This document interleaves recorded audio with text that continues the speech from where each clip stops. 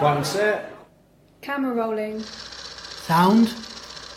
The good, the bad, and the just plain standard. Take one.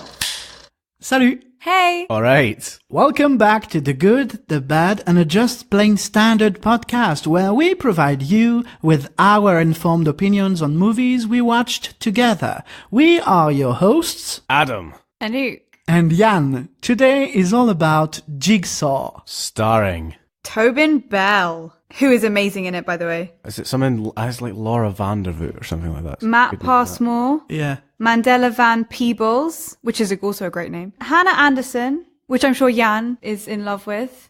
The ginger girl. Brittany Allen. Callum Keith Rennie. Josiah Black.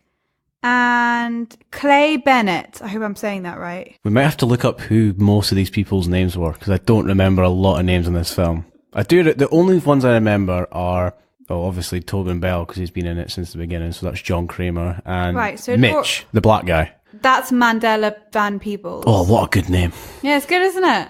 I like that guy. He was good. Hannah Anderson is Eleanor. Oh, you've got the names next to it. That's useful. I've got the faces. Because that'd be good. Right, so, listeners, this comes out probably start of November, no later than November 5th, I'm sure. This is the conclusion of Horror Month. There's a reason I picked Jigsaw as our final film, because as we bring him back to Adam in his teenage years with Alien, Saw, the series, was the other series that majorly affected me as a teenager. It was the first series I secretly hid away and watched from my parents. My parents would not let me near this one.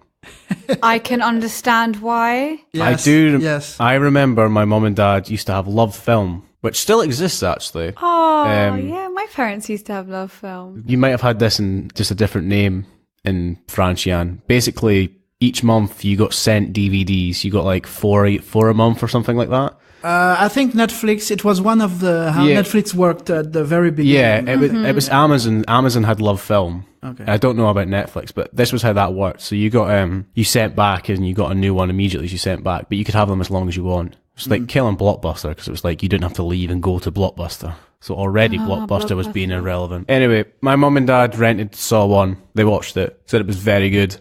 Way too violent for me. Then got Saw 2. And my mum was like, it's a bit grotesque now. It's a bit meaningless. I think my dad then watched Saw 3. I don't think he got further than Saw 3. Anyway, I think I mentioned this in a previous episode. Got my grammar right that time. I used to watch, there was a person that made Saw chronologically. I think I watched that, or I got intrigued by like seeing the traps and stuff.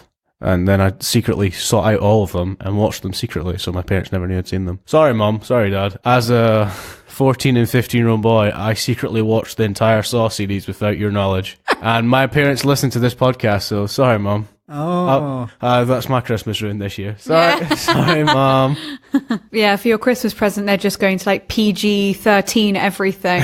I get a Billy the Puppet. Yeah, well. I think I probably only watched the two first ones years ago, because I vividly remember the fact that Amanda on the second one was turned. And I also remember the needle bit. Is that in the second one too? We should play That's the third one. Oh. You guys want to play a game with me?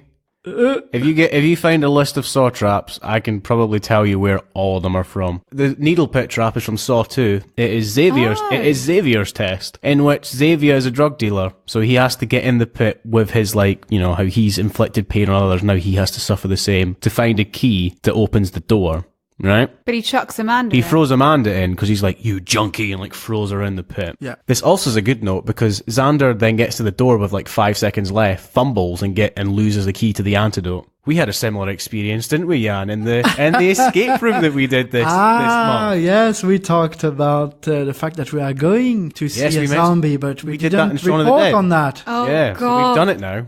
It was so good. Yes, you know, I love Emma, but jumping on me while I'm solving something is just... Not gonna happen. Any other occasion is fine, but... you know, well, yeah, it was very good. It was very much like a Scooby-Doo moment, like Yann was Shaggy and Emma... No, was it Shaggy that used to jump in the arms, or was it Scooby? Because I sometimes remember they swapped it round a lot. Like, I think it is Scooby jumped in Shaggy's arms, or either way, they both jumped in other people's arms. But it was very much like that. It Scooby-Doo changed, moment. I think, a lot through to each other. Yeah, it was very good. I highly recommend Scotland. Was it Scotland Escape Room Scotland. We obviously can't discuss details. We won't tell you how what the room. I've seen some nice videos online where, because you cannot disclose anything, where rooms actually came to people's houses and created games, specially designed for YouTube videos. Oh my cool. God, that's so fun! It was so much fun. I came out shaking. That's all I'm gonna say. We did a room called Zombie Quarantine. We won't say any more than that, but we will tell you our time. Our time was 56:40. So we had 3 minutes, 20 seconds left to get out of the room before something happened to us. I was so happy that we got out because I just didn't want to know what would happen if you didn't get out in time in the 60 minutes. So it was a very good experience. So now we now know how people would feel in a saw test. Yeah, indeed. When I was back in France for a few days for dog sitting purposes, and at one point I saw a poster of a new kind of escape room in a caravan, a kind of vehicle. Bloody hell. Yeah, so like Speed, Keanu Reeves. They come on your... No, it's actually kind of an RV, a kind of small, caravan. I don't know. Right. Yeah. They come to your place and you do the stuff on... So you're trapped in the caravan? Yeah. Ah. That's quite cool. Egyptian mystery type of... They are quite fun. Like the guy told us about the one that you phone up in Barcelona or somewhere and they kidnap you off the street. Like they do in The Mole. That's it. In The Mole, they have that episode where one of the team is captured and they have to find them. Oh God, I would have a heart attack though. Like, let's go to Barcelona. No, let's not. I would be absolutely terrified. Especially because didn't you say that you didn't have to tell your partner that you were doing this? Yeah, he advised you don't tell the partner because that'll essentially fuck with them more. Yeah, but I mean, people would go, that might be really traumatic for people. Yeah, probably, yeah. But, yeah. Very enjoyable. It was so good. Very enjoyable. Great. Thoroughly. We'll definitely do another one. I think we will. Yeah, I recommend. Well, I'm really scared about the Saw one. Oh, yeah. They have a Saw one in Dundee. Yeah, we have to get to Dundee, actually. But the good thing also is that the price, depending on which company you're using, like the Caravan one, prices are increasing depending on the number of people. In the one most rooms is a fixed price. It was 70 quid, and then if you're just 2 or 6, it's way cheaper, obviously, if you're 6. So. They're very worth doing. If you have ever watched like Crystal Maze or Fort Boyard, these are all things that exist in France, I've realised, because I can't remember what Fort Boyard is in. Fort Boyard.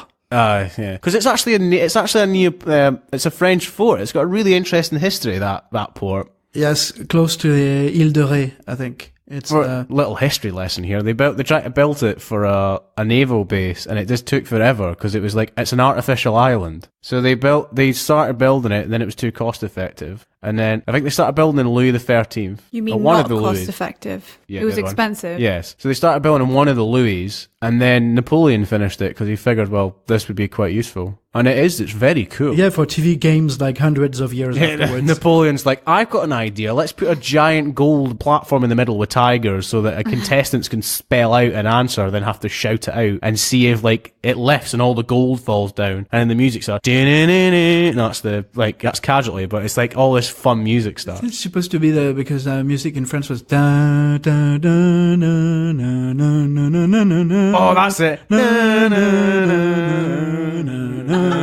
and there was dwarfs in it. Yes. Yeah, they Passepartout. Yes. Oh my God, it was terrible. It was such a bizarre show. Because it's the same location, so they use different teams from different countries. Yeah, did the French one have a guy in the tower that's asked them riddles? Yes, Perfora. Do you know who? I don't know who that is. Who was he for French? I don't know the name of the actor, but what was the name of the character? Oh God, what was it? He was like the lighthouse keeper or something like that. Another one. What does that translate in French? Because it might be the same thing. I might just forget the name. Father and a made-up name. It might be that because our one was played by Tom Baker, who is one of the Doctor Who's. Yeah, of course, yes. Yeah, nice. Who came back for the 50... Yeah, he did. Yes. Yes. Oh, 50th so anniversary, yeah. Anyway, we've digressed. Yes, I'll would like to issue a public apologies to you, Adam. Go for it. Yes, podcast versus episode. It's not that simple, it seems, because if you look on the BBC website, it gives definitions of what streaming is, of what podcast is, and according to them, a podcast is just some extracts of their shows. So it could, also we are hosted with Podbean. Oh, yeah. And when we want to publish a new episode, it says publish a new podcast, but it gets us to the new episode page. So I think I've also started listening to podcasts, and sometimes they call them episodes, sometimes it's podcasts inside a show. It's just, well, whatever. It's not so rigid. Okay. Okay. Quite cool. It's good to know. It's all right. I mean, I wonder if podcasts in the dictionary yet, because podcasts were really started coming in like 2007, 2008. Like they were that sort of, you know how certain words get put into the dictionary in latter effect. Yeah. Like selfies in the dictionary and stuff like Yeah, that. they're not too old, so I'm sure most people don't know the definitions of That's what quite to interesting. use and syntax and all that. So Right now, escape- you're feeling helpless. escape rooms are good, not just plain standard. Yeah, they are. I have a track record of 2 out of 2. Excellent, yeah. Excellent. We're all batting 100% here. Well, we've only done one, so we're batting 100. Yep, 100%. So- We're amazing. Unlike Army of Darkness episode, let's dive into this movie. Yeah, let's talk about this film. I mean, we saw this quite recently, I think. Well, it only came out recently. Me and Anouk, I don't know if, Yann, do you remember the Saw movies coming out, like when they were really coming out in 2000? Vaguely at all? I remember seeing just the first 2, but I just phased out afterwards. I remember, obviously I wasn't old enough, I remember the trailers and stuff, because I saw them all on DVDs and like on YouTube and stuff like that. The tagline quickly became, it's Halloween, it must be Saw, because they came out every year, and me and Anouk saw it on Halloween. We saw it on Halloween, 31st of October, get that right. One day after my mother's birthday. Happy birthday, Mum. Yeah, my mum's birthday's October 30th, because she always goes like, oh, if I'd been born a day later, I would have been a witch. And I'm like, well, Aww. no, that's not true, Mother. Were you just about to say, well... Well, as a teenager, Well, you like, are. you are a witch, Mum. I want to stay up at 11 and watch Alien and Trainspotting, but you won't let me. And Saw. And Saw. I watched it on release day, 26th. Ah, Yeah. cool. Was it So- busy in the cinema? I think it was. It was fairly busy when we were there last night, actually. It was okay, yeah. For 9:30 at night, for the last screening, it was pretty busy. Yeah, on a weekday. On a weekday, on a Tuesday night. Terrible. I know. It was also Halloween, so It was also people Halloween. weren't should be going out and celebrating. Did you go see it here or? Yeah, we saw it in Glasgow, Yeah. yeah. And Renfrew? Yeah. Oh, I thought about, because I was in the Shining room at the same time then probably. No, Yeah. What time did you? Our one was, we got, 9:15. 9:30 was the start time. We got in about 10 o'clock to see it. PM, right? PM. Yeah. I was there from 8 Oh, wow. to, yeah. I thought at one That's point, hilarious. maybe they're in the same. Yeah, no, Oh we my were. God. We were. See, I mean, this is why we should talk, and we could have gone for a drink afterwards. Yeah, bugger. Anyway. Yeah. The Shining, on big screen was. Oh, was another good. amazing. That was one thing I'll talk about now. Regardless of what we define this film as, be it good, bad, or just plain standard, I did get to do something I thought I would never get to do as a fan of the Saw franchise. I got to see a Saw movie on the big screen. You know? Yeah. I really enjoyed that because I am a big fan, and maybe one day we'll cover all the Saw movies, maybe next Halloween or something like that, because I am a big fan, and we'll try not to spoil any of the other. Well, we'll have to spoil one, but that's fine because everyone's seen it. We won't talk about the other ones mainly, so we'll cover them one day. But I was really sad that I would never get to see one of these on the big screen, and I did. So regardless of whatever, this movie I had a good time because I got to see it on the big screen. And with that, shall I do a plot summary? Please. So, it's been 10 years since John Kramer's Jigsaw has vanished from history. I won't spoil why. Well, I have to, because it's a major point in the film. Right here. Spoiler warnings. This will be like the It episode, because this will come out less than a week after the general release. So, this is a spoiler episode. John Kramer has been dead for 10 years. However, as the film starts, we are following an escaping subject. Is it Nelson Muntz or something like that? No, it's from The Simpsons. Nelson. Months, it sounds. It's Munson something. Munson. Munson. Summon Munson. Anyway, he is running from the police with a trigger in his hand. He then tells the police that it's either 1 life or 5. I have to do this. Presses the trigger, and then the game begins. We see 5 people in a room being tested, and they go through a series of tests, akin to Saw 5. You know what, actually? It's really hard to describe a plot of any Saw movie, right? Yeah, because it's quite kind of, it's kind of, I can't even describe it. It's quite a good way to make my first point. The plot of this movie is a Saw movie. If you've seen the Saw films, you know the plot. There's an A and a B plot, and regardless of whatever, usually the A plot is the traps, and the B plot is the cops trying to find the game. And later on in the series, in the original ones, the A and the B's plot kind of go left and right because it gets way too convoluted. But in this one, the traps are good. The A plot of this film is really good. Yeah, I really liked how each trap was also connected to another one, so they all were kind of implemented in each other's lives. And I know that you get that with some others that have happened in the Saw franchise. The many traps have happened in the Saw franchise, but this one was nice because each one was like they had to decide if they save one person or save themselves, or they had to hurt themselves to save others. Like, I really liked that idea. But the major point in Saw 5, which is a lot of this film, when I saw the trailers, I was really worried because my least favourite is Saw 5. I think it's boring, actually, because they have they've got to work together. That's the twist. That if they'd worked together, the game would have been easier. They did that with this one, and it worked because you liked the people, which is my first major point about the film, which I'm going to give it major props for. I cared about the main people. Yeah. The main 3, that's Laura, Mitch, and the bald guy. Anna, sorry, that's the actress. Anna, Mitch, and what was the sort of baldish guy's name again? Oh, it doesn't. I don't have his name on here. I can't remember. I don't know why they don't have his. That's like the one name that they don't have that you don't know. And the other guy, they were enjoyable to watch. You know, I liked them. Because that was the thing in Saw 1, you cared about the first 2 people. That's what made the film good. And in this one, again, you do kind of care. You talked about 5, indeed. I'm pretty sure I noticed that I had an epiphany with the 5th one. Go on. That's the very first time, and that's why I wanted to do the escape room, because that's the very first time that they go from room to room. Yeah. The 5th one. And they're doing that here also. Obviously. Yeah, the 5th. Ryan. They sort of do that into Ryan. Yeah, sorry. So Anna, Mitch, and Ryan. They sort of have the room to room in 2. 2 is the house where they go around. There's a guy in the furnace in the basement with Ovi and the Magnum door, but it's not room to room. I.e., 5 is next room is a trap.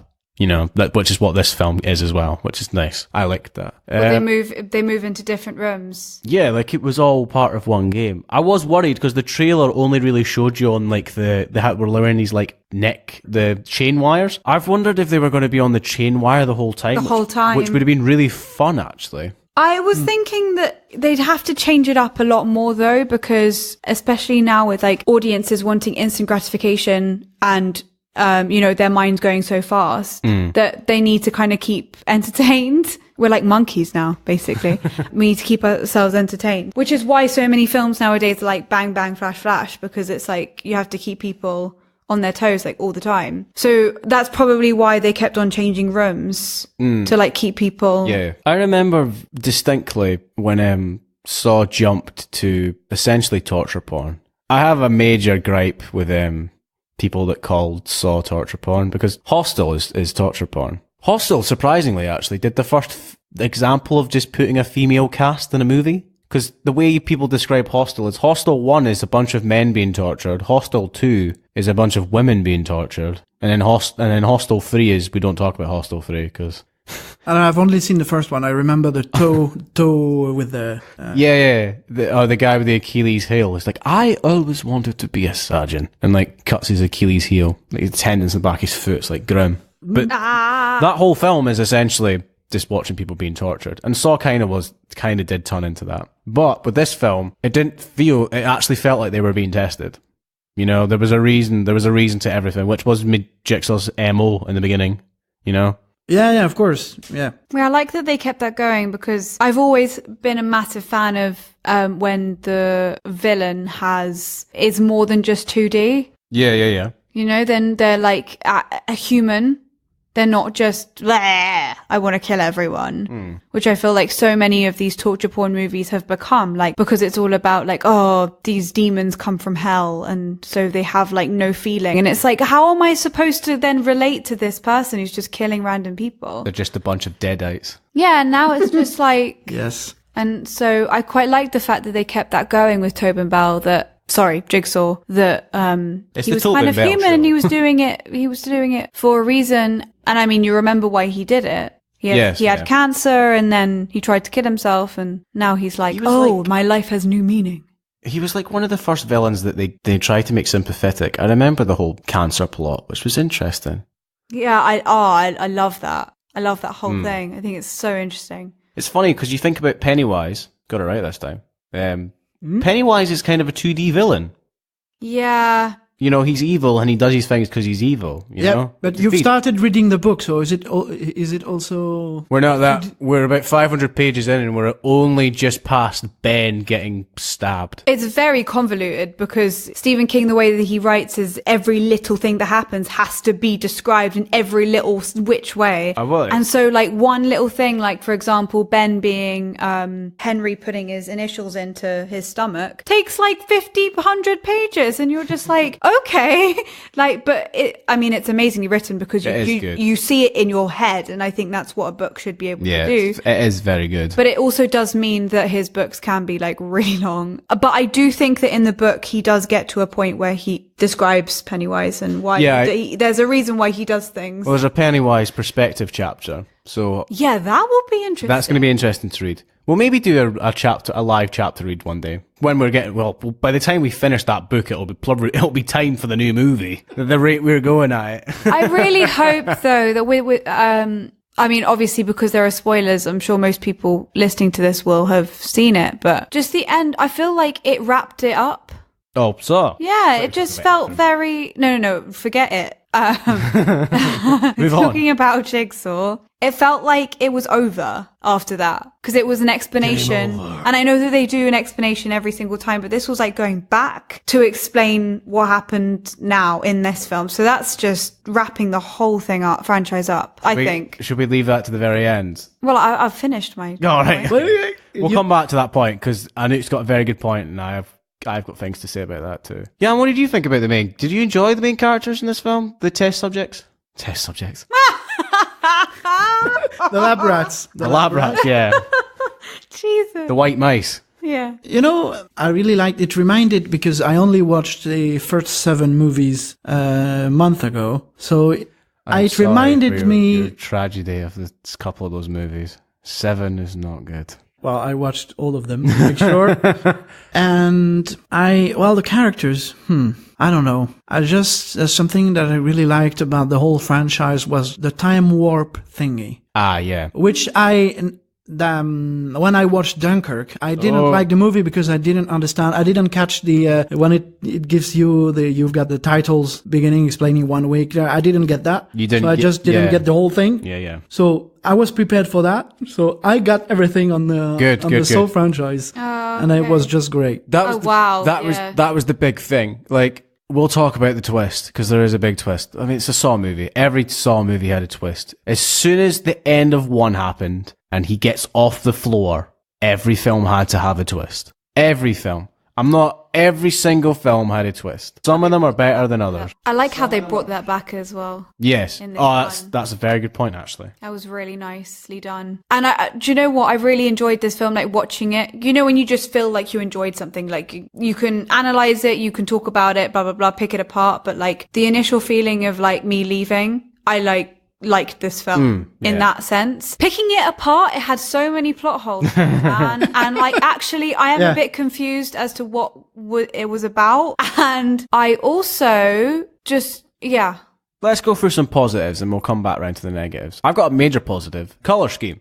Yann, having watched the last 7 movies, will realise that most of the Saw films, colour scheme is usually greens, blacks, dark browns. It just dark colours. It looks horrible. This film was bright. Like because it's in a barn, so it's nice all barns, like oranges, dark reds, browns, light yellows, stuff like that. Like it felt good. Yeah. I also do like that the fact that the first game, although It's commonly known as the Buckethead game, right?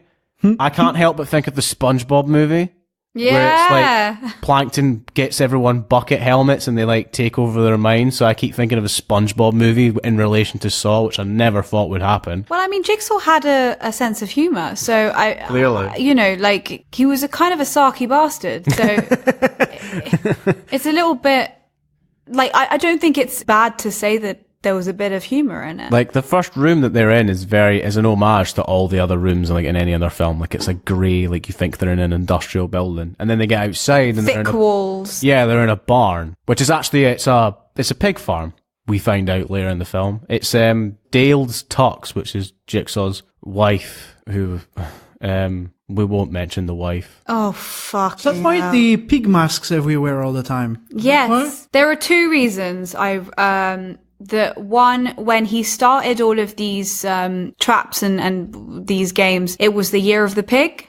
Year of the Pig? Yeah, Chinese New Year. But in the last one, he talks about how pigs are compassionate. Right. And I think that was a really nice way of that was good. Of talking about it, because that's his whole thing. And he even talks about how pigs are compassionate even when they're different species, which I thought that was interesting, because obviously he thinks that these people that he's torturing deserve to die. He must do, because he kills so many of them. I think Jigsaw's MO has always been that he wants to teach you the value of life. Right. You know? He does. It's not, He's never going to just up and kill you. Like if you want, that's the thing, like in Saw 5 with the pendulum trap, that's the straight up murder. And that's where the flaw in this film comes at the very end, which we'll get to. That is a straight up revenge plot at the very end of the film, right? Which, I know, it's an homage in a way. We'll get to it. But that's because he's dead. Yes, that's true. Yeah. And so all of his work is kind of being messed up by all these assistants, because when people are like, oh God, he's killing, it was only because of the assistants. Like Amanda was killing people. With the angel trap from Saw 3 where it just like tears apart her rib cage, it was unwinnable. Yeah. Hoffman with the pendulum trap. She did win, didn't she? Yeah, she gets the key and it doesn't work. And so she's like, I won, and it's like, well, I don't she's care. screaming, I won, and it like just rips her apart, and it's like, well, this is the moment that the Saw franchise kind of collapses in on itself, because that was the major thing. All the games were winnable. It was a test. Well, that's how Amanda's still alive, because she won. Yes, that's true. Otherwise, she'd be dead. Amanda's death is crap in the films. I can't. How did she die? I don't remember. It's Saw 3, so yeah, Saw 3. The twist in Saw 3 is that it's not actually Jeff's game, and it's not actually Lynn's game. It was Amanda's game the whole time. Yeah. She was it's like a triple twist. Mm. And so they kill her, I'm guessing. It was like Amanda had to learn to let other people help John or something like that. It was really stupid. We'll have to watch 3 again, because all of them again, and review them at some point, because they make good. They'll make good episodes, because we'll be able to get into it. Well, one thing again, what is very good, the time distortion, in terms of like they can kill the main guy on the 3rd episode and still get to 7 and then now 8, which is great, because I an anecdote for the very first time I had an acting class. A guy who said he had kind of a diva actor who discarded the script because he was dying on the very first page, but he didn't read a few pages afterwards where he came heavily as a ghost. So like, no, don't do that. Oh, for God's sake. Oh, I'm dead in the first page. That's a Michael Caine anecdote as well. He's like, so Michael, how do you choose what script you do? I read the first page and I read the last page. And if my name was on both pages, I do the fucking picture. Oh dear. Which is, that's great. One day we can make those kind of decisions. Yeah. At the moment we're like, oh, you want this in a script? I'll do anything. Please, sir, put me in the script. We've got also this, you read the first page and the last page, and if you can manage just by your imagination to figure out what's between the 2 pages, maybe it's not worth doing the thing. Yeah, true. Yeah. Right. I feel one of the big things as well that there's like tick boxes for Saw, right? Which was, you have the Tobin Bell scene, which you have at the end. The major thing in this film is, it's not even a spoiler, because Tobin Bell is like first billing in the film. Like, if you look on IMDb, it's like Tobin Bell. I'm like, so he's in it. But the thing was, Tobin Bell was in every Saw movie, even after they killed his character, right? So, in flashbacks, so he was always going to be in it. But the reveal in this film is that he's not dead. And that makes you try to believe he's not been dead for 10 years, which is a bit bizarre. But I liked it. I did like that too, because I was like, oh yeah, he's back. And he's so good. Like, the scene with him, right, just talking to the two test subjects is so good. Wait, I'm sorry. He's not dead. What do you mean? I thought he's dead. What? What? We're getting into the spoilers. Yes, he's Not dead, yet. but because of the Yes, he time is. warp. Because of the time in the film, as an audience, we're to believe that Tobin Bell, Jigsaw, didn't die. Yeah, because of the copycat, and maybe it's not a copycat, it's him. And then we see him in the same place where stuff is happening with Anna and Ryan. So that's very, very smart writing for sure. Yeah, because it gets you, and you believe he's back. I'm like, yeah, fuck yeah, you're in, and he's just enjoyable to watch. Like, he is good. He's got that menacing persona. Like, the voice, Tobin Bell's voice, it defined Jigsaw as a staple of Halloween, like a villain. Like, he's up there with Freddy and Jason. Yeah, are you sure about that? Yes, I will stand by that today. I will say that Jigsaw is up there with the horror icons. Yes, okay. No, I see that. I do see that. That doesn't mean the I think films they- he's in are good, but the character of Jigsaw is a very good horror villain. And actually, Saw 1, 2, and Jigsaw, I think everyone should see. I mean, you can see all the rest, but I think that they're a waste of time to see a second time. But 1, 2, and 8, I actually really enjoyed. Yeah. And are really well done. You know, we talked about B-movie actors in the Army of Darkness episode. Yeah. I'm just browsing like very quickly on IMDb in Tobin Bell's biography. Before Saw, most of the stuff he did, well, he has a huge list of stuff. Yeah. Like more than 100. But most of the stuff he did before were like a guest star on a TV series. Ah. He's like in for 2 seconds in Goodfellas. Okay. Oh, yeah. Nice. It's like, I don't know, I think a bank clerk or something, or a traffic guy. He does a split second with Robert De Niro. I mean, he was on one episode of Charmed. 2 episodes of Alias, X-Files. This was the He's thing. very good, though. Right. Because Saw 1 is a good idea of how you do like a short film. You fund it yourself. Because the budget for Saw 1 is $1 million, right? Yeah, one room. 1 room, 1 million, make it. So they didn't have big money. So they spent all their money on like Kerry Elways from Princess Bride, and then the whole subsequent. So like they gave him like a certain percentage of all the revenue it made, and the film made more than the studio thought it was going to make, so they'd have to pay him more, and they didn't want to pay him, and all that sort of stuff happened, which is a shame because Kerry Elways would have made the rest of that series a lot less convoluted. Like, if he had agreed to keep going as, like, the assistant, we wouldn't have had to get into, like, multiple different people that are introduced in later films, and that whole thing would work, you know? That's the major flaw in most of the Saw movies. Like, you've just stopped caring who's who, because you know they'll, like, not make it to the end of the film. But that thing with making that film, no matter what, every Saw movie only reference itself to the first film. Really.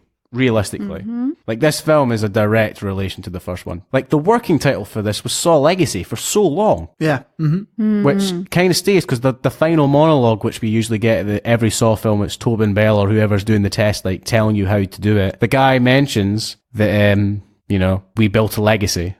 Yeah, you did. Yeah.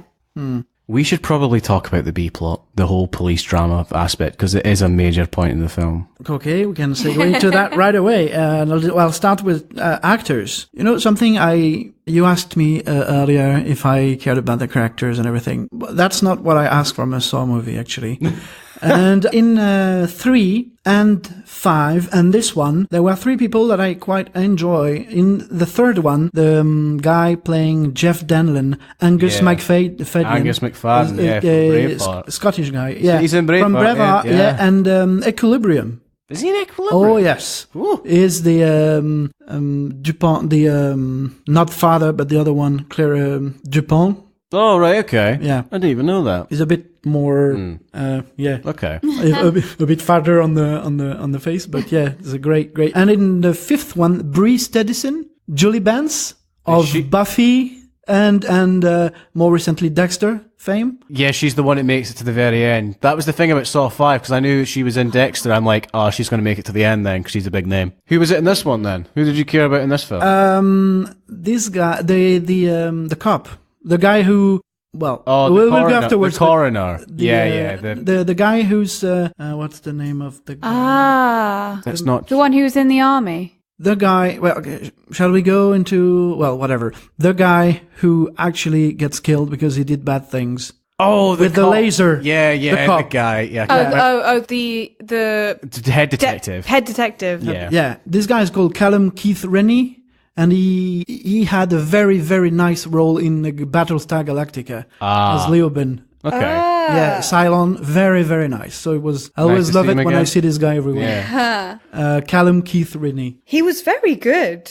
Yeah, he was like very chilled out, quite Western. John Wayne-y. He's a British Canadian, apparently. The big fall in any Saw film is when you don't care about the cop part. Like, the first one is Danny Glover, and Danny Glover kind of gets obsessed because Jigsaw kills his partner. Oh, God, yes.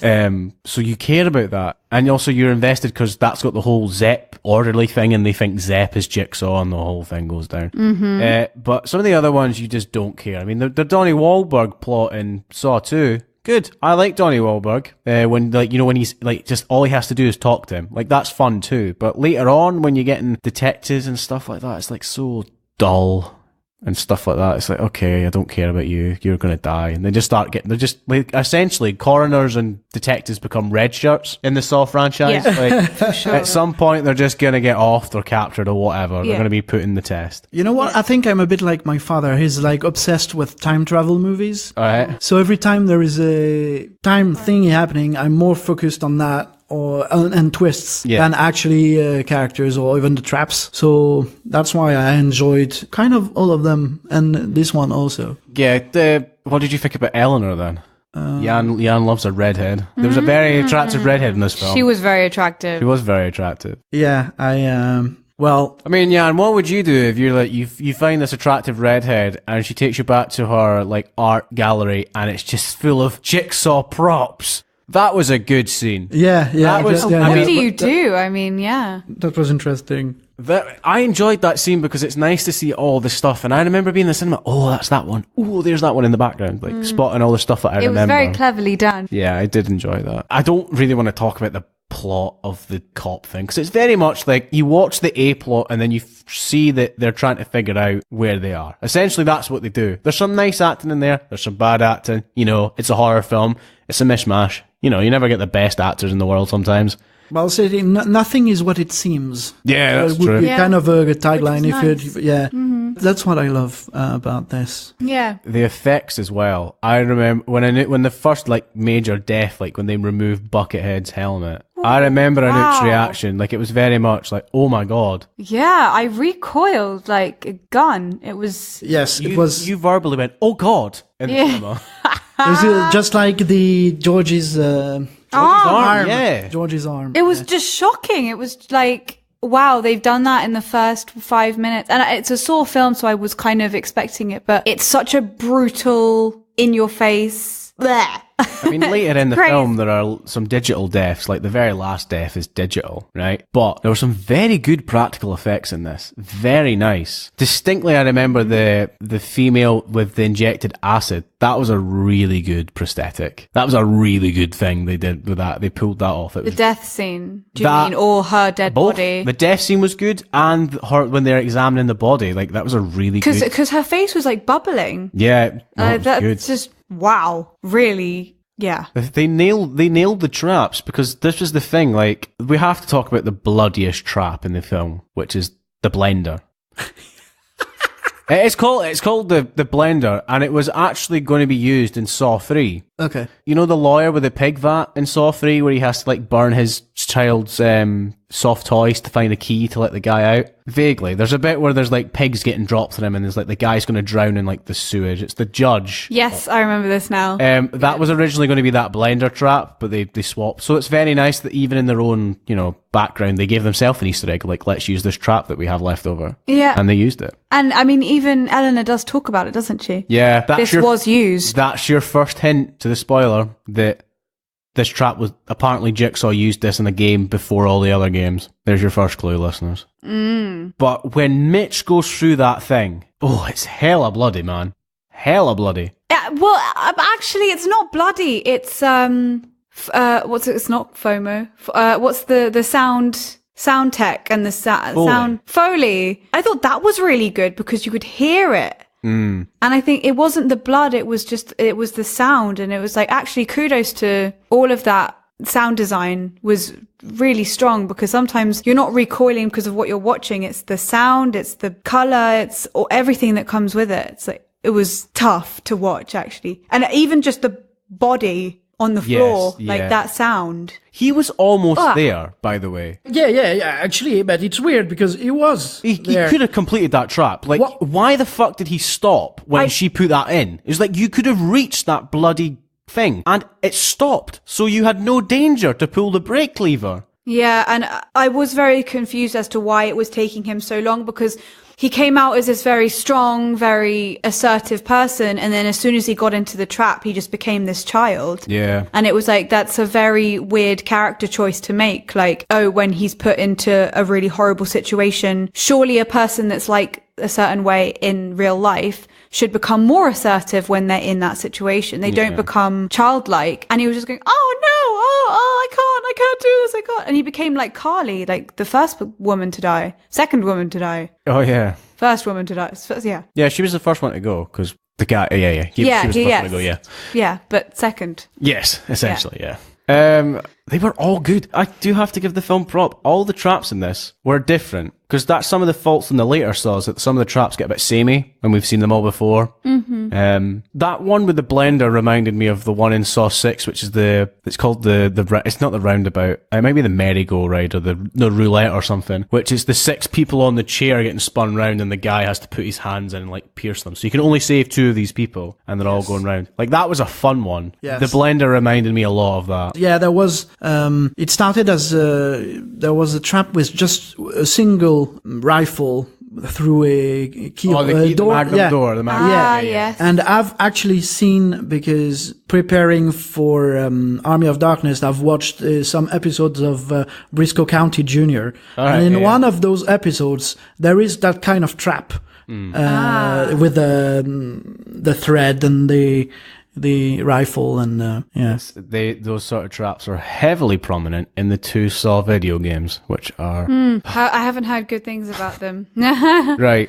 first one's passable, right? The first one's on the Xbox 360, and they're both on the Xbox 360 and PlayStation 3. However, the first one plays like an old school Silent Hill, and it looks like Silent Hill from the PS2. Like, it doesn't look good, but it's playable, right? Second one, they just botched it. It's so abysmal. Oh god. The biggest gripe is that the combat system in the second one is all quick time. So as soon as you get in a fight, you just have to press X, A, Y at the right time. And QTE. QTE. Quick time element. The first game, you actually have to, there's a combat system. The second game, they just took it out for no reason. It's like, whatever. They're both made by Konami, so, you know, great game company right there. Really good at making games, but not. That's a whole different. We'll talk about it. We'll talk about it. I'm sure we'll talk about that someday. Yeah. And do you know what? Saw does get a lot of stick, and I mean, even the people in the audience, they were making noises. They were very noisy. They were very kind of dismissive. Yeah. But that's because there's so much hype around it, and actually, they have done really well. I really enjoyed this. Yeah, I think they did really well. Everything was.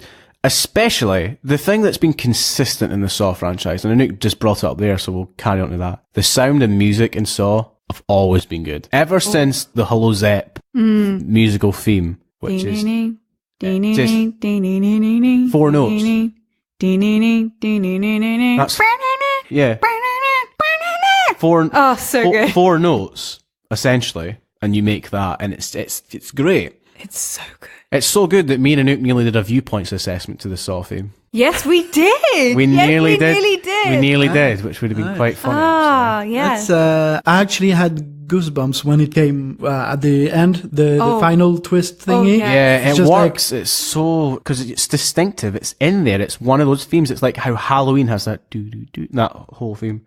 Do-do-do-do-do, that one. Yeah. Wow. That like the from Texas Chainsaw, or dun dun dun dun dun dun dun. That's the Right. If a theme is good, you'll always remember that. And Saw will be remembered for the first one and the theme. The theme will outlive probably the franchise, for sure, for definite. Billy. And the puppet, the puppet. Yeah, One fun fact about the Billy in the lore of Saw. You know he makes that puppet for his son? Yes, he does. Which is like, that's the creepiest doll ever to give to a kid. Yeah. I mean, he So bizarre. That's right. doesn't he change it though? I think he makes it more haunting afterwards. Isn't his son like? Well, Didn't his son die? Yeah, his son was meant to be born in the year of the pig. A guy forces his wife to have a miscarriage by like slamming a door on her. Oh God. And then he's like, that was the thing actually, because there's retcons, because a guy's called Cecil. He was meant to be Jigsaw's first test. Like, he captures him in Saw, I think it's 5, that happens. It's either 5 or 4, and he puts him in a knife chair, and it's like made of wood, and he's meant to like push his face through these knives to get out, to release the things. But the chair's made of wood, so it breaks. So that's why Jigsaw never made anything out of wood. Everything's made of metal, because the guy broke out the chair. And got away. He didn't get away, he runs at Jigsaw and then falls into the razor wire maze, which is just hanging about in Jigsaw's lab. Oh yes, of course I remember. It's all coming back to me now. Yeah. God, there are so that wasn't. I love that, which was just chilling around in his house. Like, I've just have a razor wire trap. Sorry about that. Don't run into that one. But careful, I'm cleaning up. Mind the razor wire trap. So I think that's a good way to jump into by me saying that Cecil is no longer the first test subject. He was supposed to. Talk about the twist. So here we go, listener. Spoiler. If you are listening to this episode and are like, I don't care about spoilers, fine. But if you do, it will change the movie. It happens. So just fair warning, here it comes, okay? It will be tagged as spoilers, just like It episode. Just like It. I feel like most of them should be. Yeah, for sure. So, we discover that the game we're watching in the film with Ryan and Mitch and Anna is not actually happening at the same time, which we kind of guess in the film because the victims turn up, like the next day. So I'm like, okay, so they're not happening at the same time. We're supposed to believe that. The twist is that this actually happened before everything. This film takes place before Saw 1.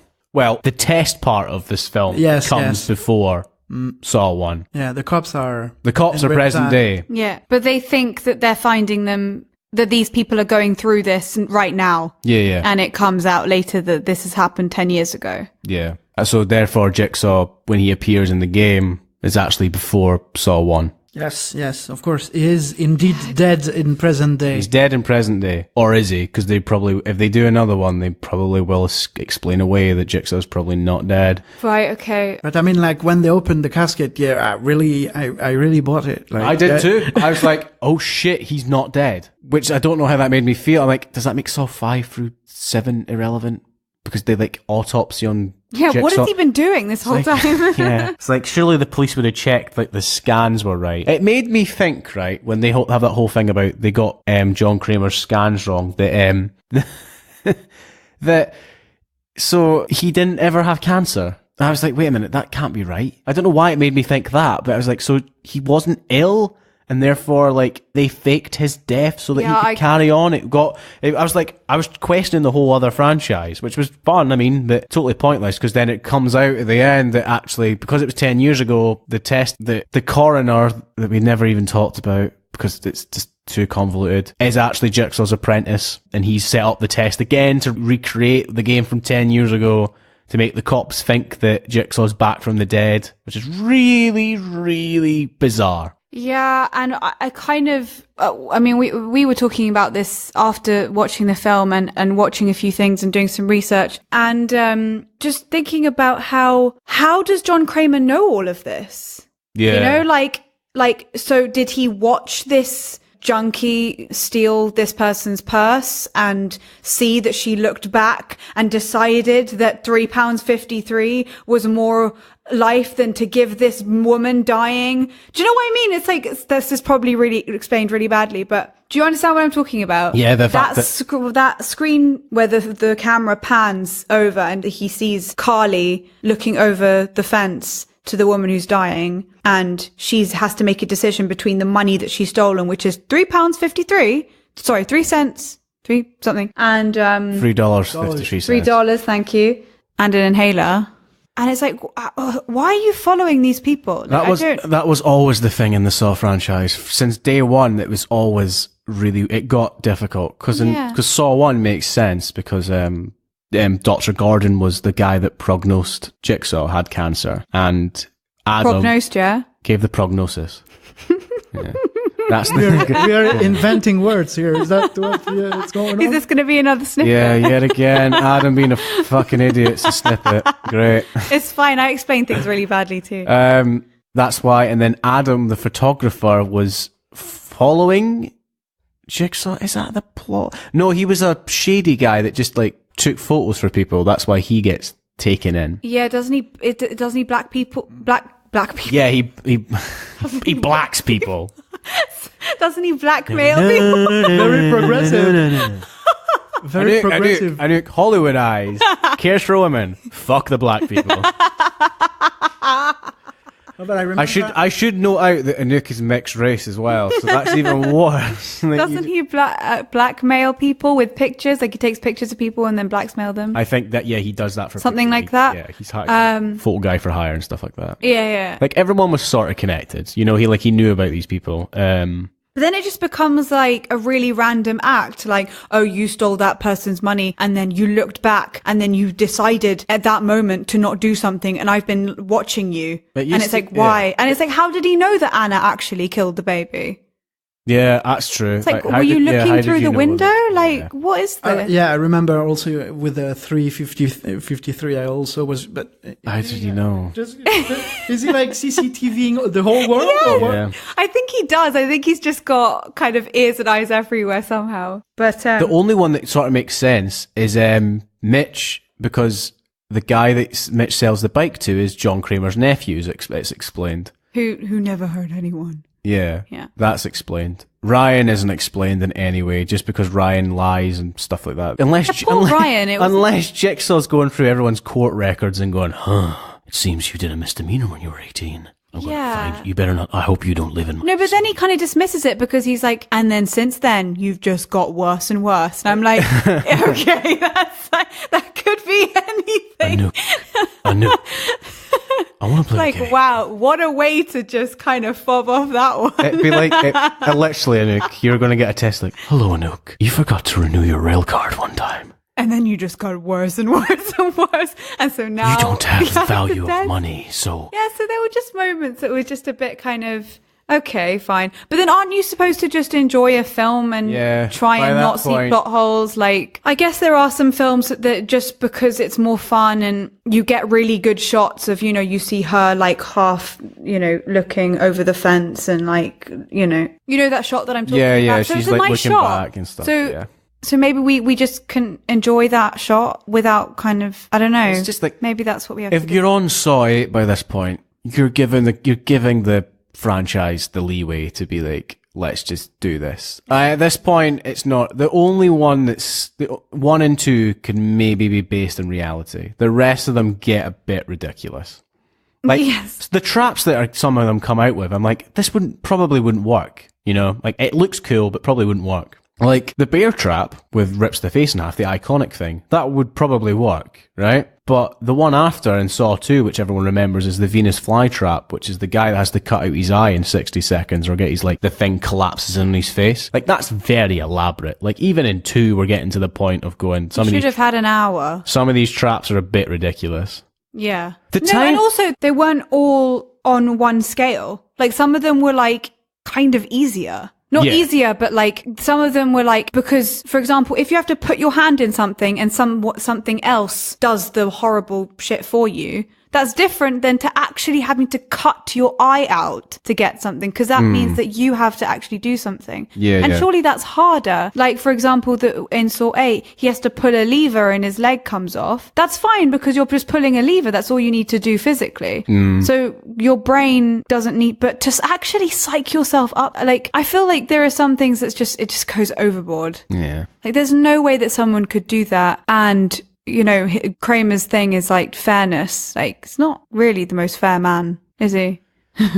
It's It's weird for me because I have a real soft spot for this series and I do enjoy them, but I enjoy the ridiculous of it sometimes as well. Like, you know, you don't always want a film grounded in reality. I mean, it's a horror film as well. It's a horror film. It's a horror franchise. Right. You know? Well, I mean, if you watch something like Halloween, that's not really grounded in reality, is it? Like the first ones are.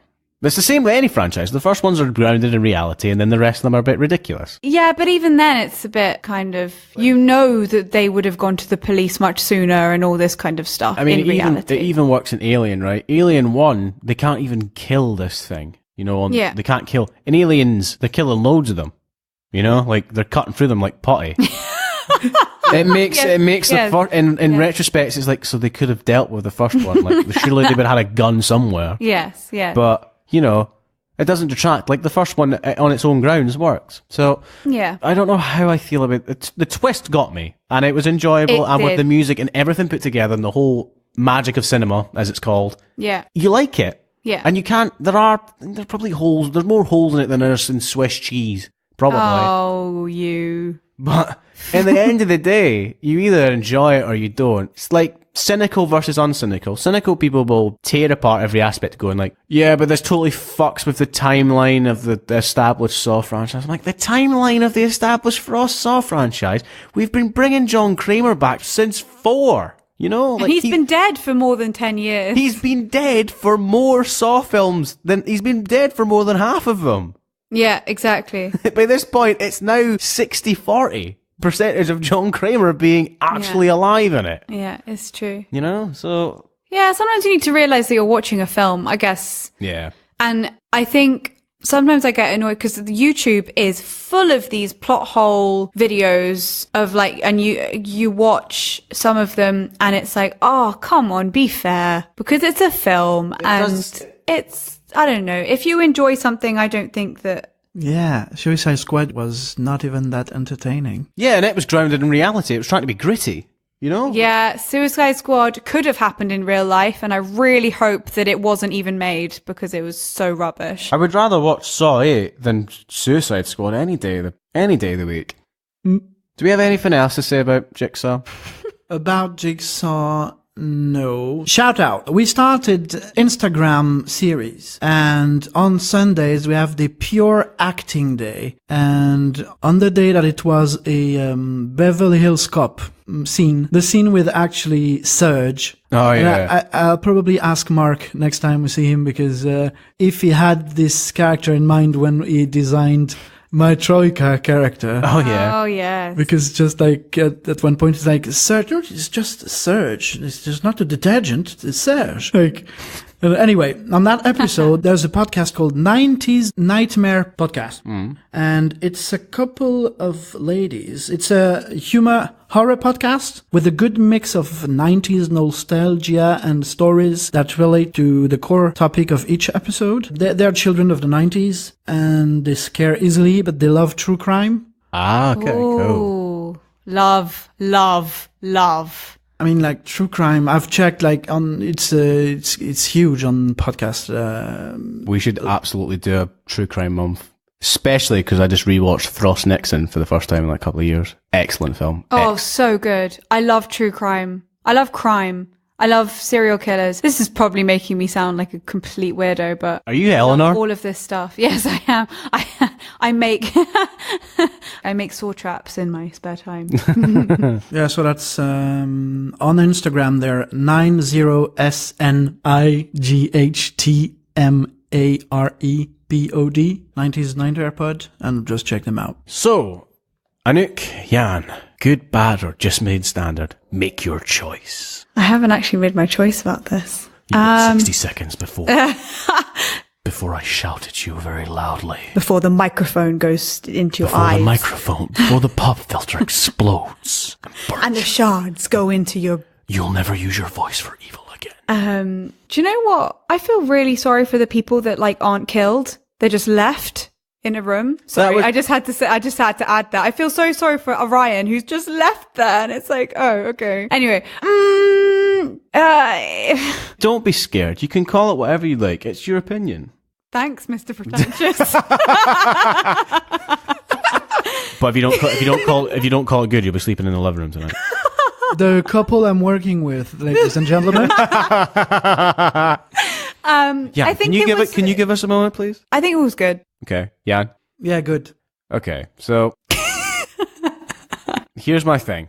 As a diehard fan, I love everything about it. I always try and convince myself that I'm not a diehard fan.